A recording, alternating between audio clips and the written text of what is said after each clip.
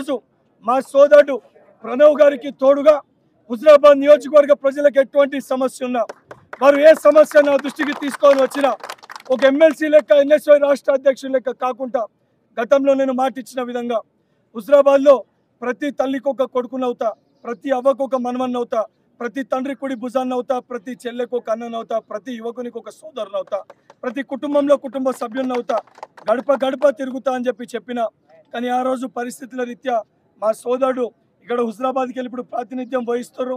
వారు ఏ సలహా సూచనలు నాకు ఇచ్చినా తప్పనిసరిగా, ఎందుకంటే నాకు బాధ్యత ఉంది. ఇక్కడ ప్రేమ అనురాగాలతోటి ప్రతి ఒక్క కుటుంబం నన్ను ఆరాధించింది, నన్ను దగ్గర తీసుకుంది.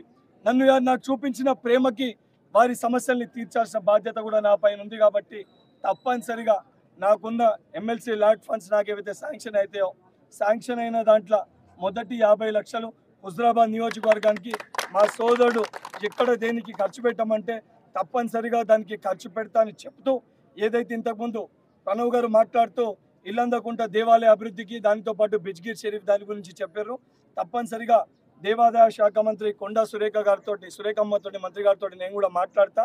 ఇద్దరము కలిసి ఈరోజు హుజరాబాద్ నియోజకవర్గ అభివృద్ధికి పాటుపడతామని చెప్పి తెలియజేస్తూ, కొంతమంది ప్రతిపక్ష పార్టీలో ఉన్న ఏదైతే మాకు ఇతర అంటే ఇక్కడ స్థానికంగా గెలిచిన నాయకులు, ప్రతిపక్ష పార్టీ నాయకులు, కాంగ్రెస్ పార్టీ శ్రేణుల గురించి, మా నాయకుల గురించి ఏదైనా మాట్లాడినప్పుడు కొంచెం నోరు అదుపులో పెట్టుకొని మాట్లాడండి.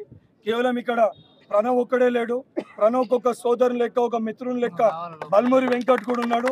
సో తప్పనిసరిగా మీకు తెలుసు, ఒకసారి పోరాటాలు మాకు కొత్త కాదు. నోరు ఏదైతే మాటలు మాట్లాడినప్పుడు నోరు అదుపులో పెట్టుకొని మాట్లాడాలి. ఎందుకంటే మాకు రాజకీయ సిద్ధాంతాలు ఉన్నాయి. వ్యక్తిగత విమర్శలు చేయొద్దు, కేవలం రాజకీయపరమైన విమర్శలు చేయాలి.